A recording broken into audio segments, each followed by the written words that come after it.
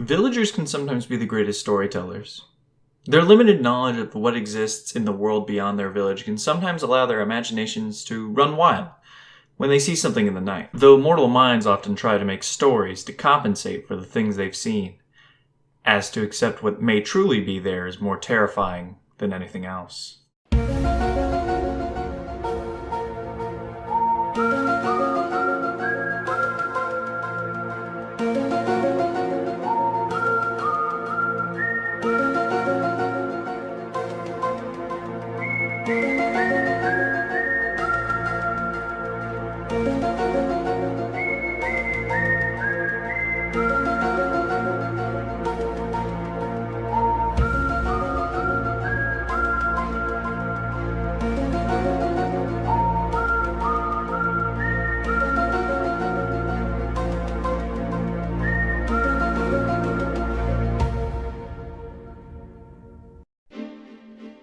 Hello, I'm the Tsuchinoko Familiar, here to inform you of all the dangers you can run into while you go through the many mystical worlds that live in the minds of sadists.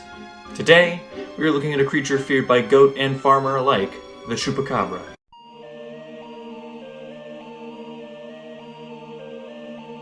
The Chupacabra originates from Puerto Rico, where one night a farmer had reported 8 sheep were discovered dead, each with 3 puncture wounds in the chest area and were completely drained of blood.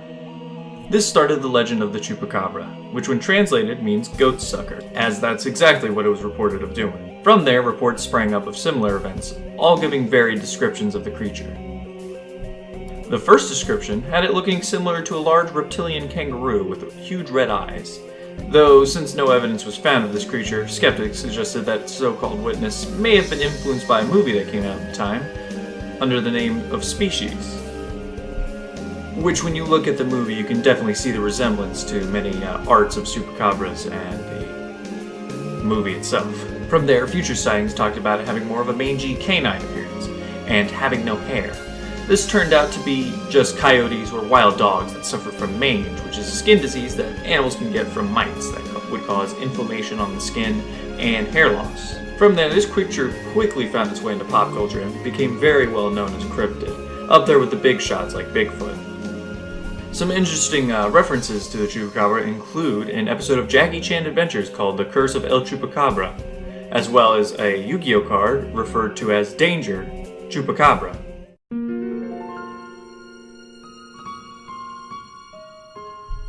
As for the stats of this creature, there are many homebrew ones that exist, but I decided to make my own custom one this time, as I really wanted to capture what this thing was about. Now, as for the CR of this creature, I would give this around a CR3. The thing is, it can suck a goat dry, for one, but it also seems to run away from the scene as it seems to want to stay away from humanoids who are checking to see what's going on, as it probably can fight back, but the thing is they'd rather not.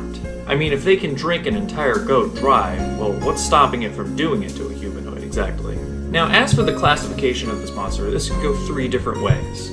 Obviously, monstrosities is the easy choice here, though due to its odd nature, you could easily spin it as an aberration. Though if you really want to give this thing a more nefarious origin, you could easily make it a fiend, similar to how like a hellhound would be. Though that's a bit more creative with it, I will admit. Now, depictions of this through pictures vary a lot. Usually you get that lanky and mangy dog, but personally, I really like the reptilian design. It makes it a lot more creepier. And if you saw that killing your goat at 10 o'clock at night, I would be a lot scareder than some mangy dog. Now, there's never been really reports of packs of Chupacabras, so we're going to give this thing a high HP, as if it's by itself, it needs to be able to take some hits. So we'll give it about 80 HP. That gives it a good range where a group of players teaming up on it would take it out decently quick, but not too quickly. As for AC, we're going to go around 13 for like this natural armor, as it's not too strong of a creature, but it's not going to be easy to hit, mostly because of agility, if anything. Now as for speed, I would give it around 40 or maybe even 50 feet, as they've never been caught, and they leave the scene of the crime so fast, it must mean they're fast creatures. Next, let's focus on its stats. Firstly, strength. Now, in its first sighting, it was reported that it took out 8 sheep, and for it to do it in such a quick manner, without anyone noticing or hearing anything, would mean not only is this thing very strong, but it's also very dexterous and stealthy. So for its strength I give it an 18, as it had to overpower all of these sheeps and then drink their blood in a very fast amount of time. That wouldn't be very easy if you weren't too strong. Animals are also very loud when being injured. They like to make noise, and the fact that all 8 of them died, and no one noticed until the 8th was dead, means a lot for the fact that this creature is probably very silent and probably took out many of the sheep before anyone had an idea it was there. So I would say it's very fair that a dexterity of 16 would be good for it, as well as a potential proficiency in stealth, as that would probably boast well in this situation.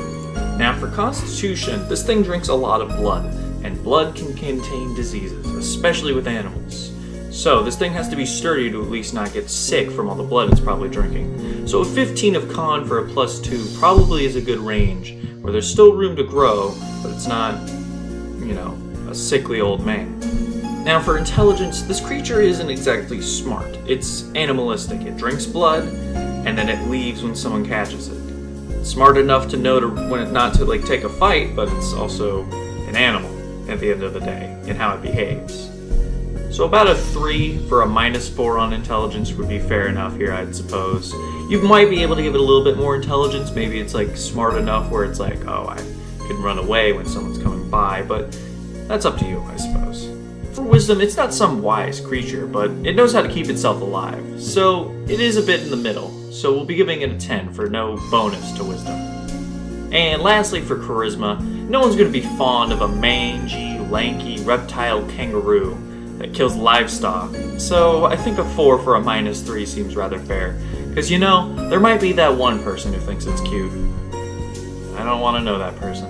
If you were to give this thing any bonus proficiencies, athletics might be one I'd consider, as they have to use their tongue and grapple onto a creature to suck its blood out, as long as the creature's still alive while they're doing it.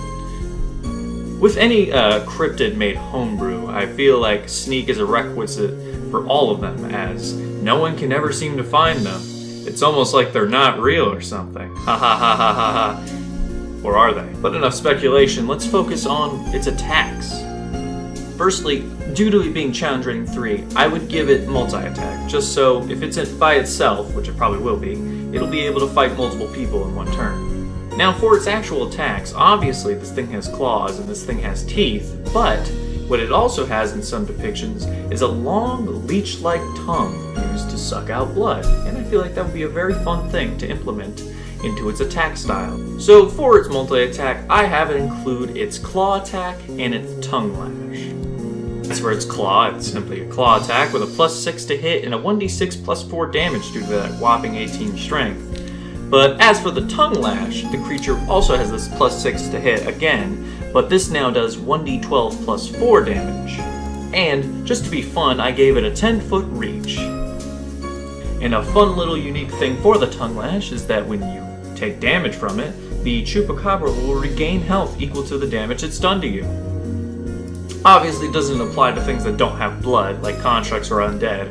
I'd also argue plants, which I would say is an argument for a lot of things another day, as do plants really have blood that a creature that drinks blood could benefit from? One last idea that's a bit more optional is with the tongue lash, you could have it roll for a grapple, or have someone make a DC check for a grapple check, and then if they get grappled, then the Chupacabra would pull them in and bite them. Though I don't see it being a thing that it would do, but that also would just be a fun thing to have if you wanted to do it, as D&D is a very creative game and you can do whatever the fuck you want. Overall, that's the build for the creature. Nothing insanely dangerous, but it has some unique abilities and flavor that fit its origin with a little extra flair from other sources. Though honestly, you could probably argue that it could give disease with its claws and tongue lash, due to how many different bloods are probably going through that thing. It's like a 4-foot tall mosquito almost. Now that we have that set up, let's move on to the encounter.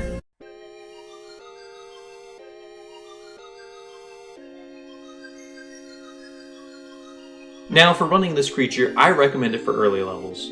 Honestly, this could probably be like a first quest bounty, or maybe some solo adventure where a party member splits off if they're high enough level.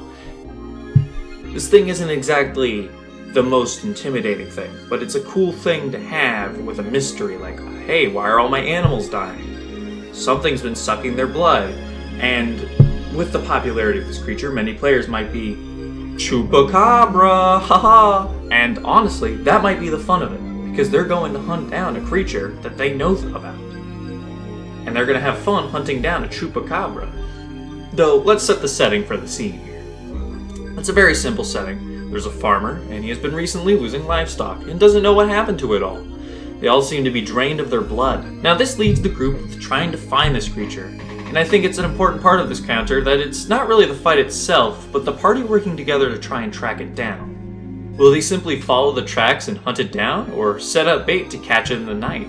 Low-level parties can be the most creative at times when they have their mundane items and low-level spells, so be prepared for anything with this encounter. Though once the creature is found, whether it's some small cave lair or out in the farmer's field, the creature can behave in different ways. Depending on the location of where this fight starts, it's less of a fight honestly and more of a chase scene, as this creature normally would run away at the first sign of danger, only fighting when cornered if anything, or if it has the advantage in some way. Fighting for this thing is a last resort, as if it's not careful, this thing will get ganged up on and massacred. With a smaller party of 3 players, it may be inclined to fight back, but for sure, with bigger parties, it's going to be running like it's nobody's business. They already run from farmers that spot them in the night.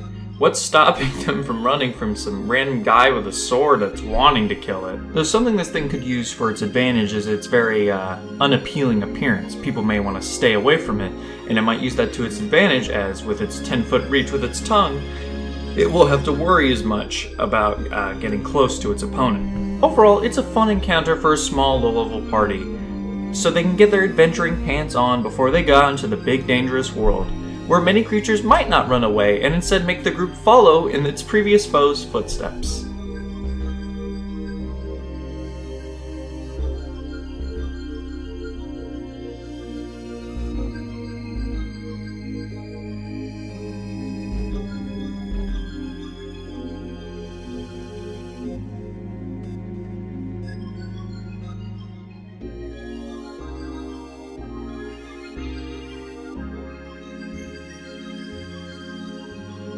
With that, that's the video. I hope you enjoyed. I know I said in the last video near the end, oh, I'll get these out a lot more frequently. I lied. Zone of Truth would have just made me say something completely different. That's all I gotta say. I fucking lied, because I'm a lazy bastard. That's the gist. I'm a lazy motherfucker. Also, I did start DMing a campaign for a bit, so that was part of the reason I hadn't been uploading a lot of them. I was really busy. Still probably am going to be busy. That's not going to change. I just had a lot of motivation to get this one out because I had this script sitting here since May. I wrote this in May, and it's just been sitting there collecting dust. And the start of May, mind you, not like the middle of May. This is like May 6th. This is like the start of July. It's just been sitting there collecting dust. I had been sitting on the idea since like the last video I made. And I didn't even write a script until then. So these things will come out when they come out. Who knows, this might be the last one. I'm kidding. I'll definitely make more than this. I do actually already have an idea for the next one. I won't go too much into it, but it involves hags. That's all I'm giving you. Hags. What is it about hags? Is it just a regular D&D hag? Who knows? You don't. I do. That's the fun of this. Yeah, y'all have a great one. Leave a like, comment, subscribe, all that junk. You don't have to if you don't want to. Hell, I just do this for fun, so enjoy.